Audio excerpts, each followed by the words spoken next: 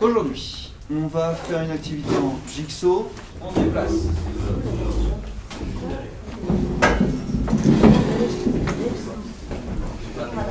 Hop, le groupe bleu foncé, ici, près de la fenêtre.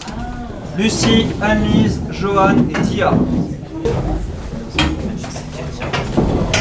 Tout le monde est dans son groupe maison.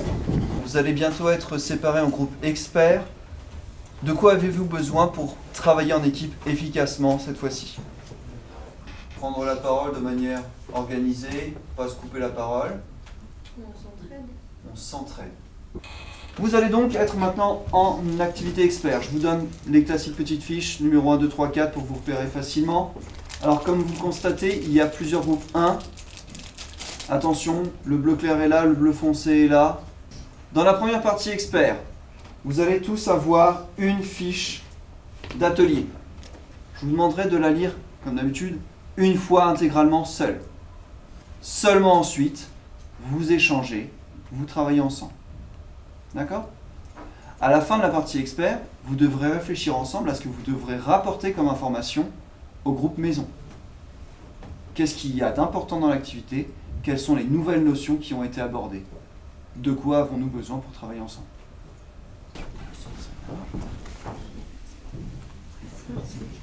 Vous allez avoir 20 minutes pour lire l'activité, échanger, traiter l'activité et réfléchir à ce qu'il faudra rapporter en groupe maison.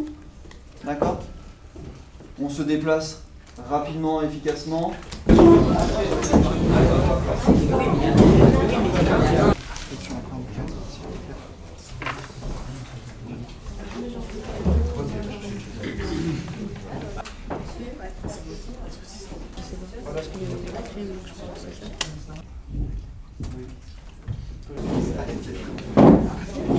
Oui, mais c'est pareil, puisque on va voir la vidéo. T'as jamais vu la vidéo d'un mec qui fait un trampoline sur le moteur par un mouvement et il suit, même s'il réatterrit, même 10 mètres plus tard. Mais oui, en fait, Mathieu, c'est le père de la vidéo, c'est physique, c'est comme ça. Ah oui, mais on l'a pas la vidéo. C'est surprenant, certes. C'est le cas. Ça ferait ça s'il lance la balle dans le sens opposé à la même vitesse que le... Merci.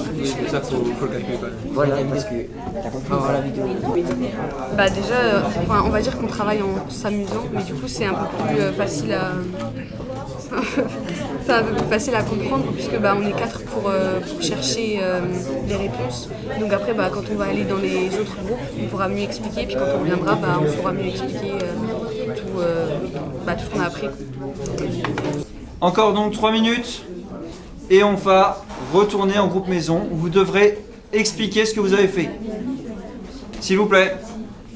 Juste dans cette partie-là, je vous rappelle qu'à la fin des groupes experts, je récupère tous les documents. Donc vous devez d'ores et déjà vous mettre d'accord sur ce que vous allez devoir expliquer sur votre activité à votre groupe maison. Oui, mais c'est à cause de ce que tu as fait. Comme tu as refait le temps, en fait, je sais que ça allait plus vite. Moi, je l'ai lancé comme le petit, donc du coup, c'est tout petit. Et après, du coup, les points sur recette, ça.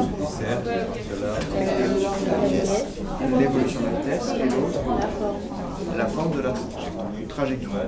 Maintenant, vous mettez d'accord sur ce que vous allez dire, parce que je récupère les documents.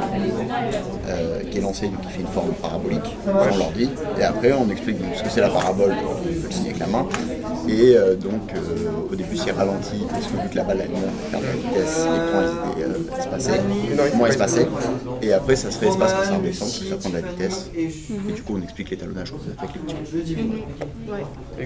Le jigsaw c'est beaucoup plus ludique, du coup on apprend plus facilement parce que vu que c'est entre les camarades, du coup on s'entend mieux avec les camarades qu'avec tout seul avec le prof.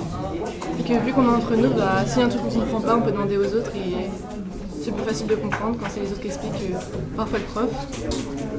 Oui, et l'ambiance elle est meilleure par rapport à un cours normal, c'est plus ludique, on s'amuse un peu plus, mais on apprend toujours autant. On évolue avec plusieurs groupes, nous ça permet de voir plusieurs points de vue. Je vais récupérer les documents, je vous demande de retrouver vos groupes maison. Chacun de votre tour, vous expliquez ce sur quoi vous avez travaillé. Et je vous donne une feuille par groupe maison pour me faire une carte mentale. L'idée, au centre, vous me faites une bulle avec le thème général, et ensuite, chaque partie, avec des mots-clés seulement, ou des formules, mais pas un paragraphe entier. On peut mettre des branches en plus, à chaque fois, juste quelques mots-clés, des phrases choc. La semaine prochaine, vous me présenterez, là on n'aura pas le temps, vous me présenterez groupe par groupe, au tableau, votre carte mentale, on mettra en commun, et on fera le cours à partir de ça. Ça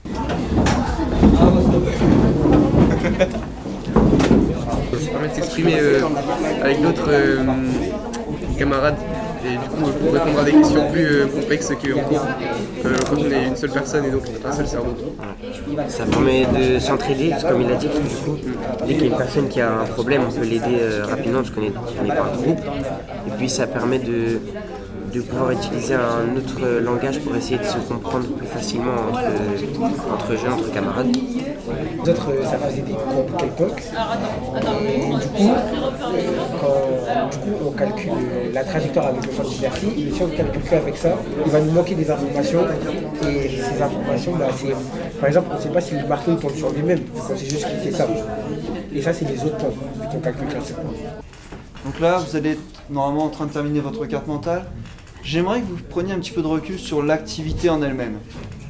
Est-ce que vous avez ressenti des difficultés ou au contraire, est-ce qu'il y a des choses qui vous ont plu dans la façon de travailler?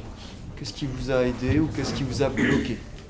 Et dans les travaux de groupe, que ce soit en groupe expert ou en groupe maison, est-ce qu'il y a eu des tensions? Est-ce qu'il y a eu des fois où ça coinçait un petit peu? Et comment vous avez résolu ces petites tensions? Sacha? Chacun a argumenté son point de vue et puis au final on a trouvé un terrain d'entente. D'accord. D'après vous, en général, une activité comme le Jigsaw, quel est l'objectif autre que la physique que je vous fais travailler? Jason? Améliorer la communication, l'échange. Et est-ce qu'il n'y aurait pas un objectif à plus long terme aussi? Pour moi, prof de physique. La prise de parole, effectivement. Vous vous rappelez quand même que vous avez une épreuve de grand oral dans 2 ans. Plus vous prenez la parole, et je sais que pour certains c'est un petit peu plus difficile, plus vous serez à l'aise à la fin. Au revoir. Monsieur. Merci, bon week-end. Je me suis emmêlé dans les fils de sac à nuit.